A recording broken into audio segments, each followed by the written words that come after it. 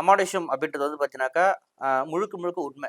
அமானுஷ்யன்றது கண்டிப்பா இருக்கு. இல்லாம கிடையாது. அது இன்னைக்கு மட்டும் இல்ல. அது வருடமா, பல வருடமா, காலங்காலமா தொன்று தொட்டு ஏதோ ஒரு விதத்துல வழிபாடு மூலியமா ஒரு அதிதேவைகள், உக்கிர தேவதைகள், துர்தேவதைன்னு சொல்லிட்டு ஏதோ ஒரு தேவதைகளா இருப்பாங்க.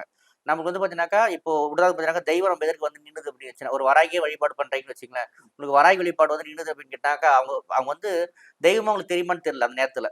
பயத்துல வந்து என்ன பண்ணுவீங்க அப்படின்னா, தெய்வமா தெரியாது உங்களுக்கு வந்து. ஏதோ வந்துருச்சு தான் நிப்பீங்களே தவிர பயம் தான் வரும் உங்களுக்கு பார்த்தீங்கன்னாக்கா.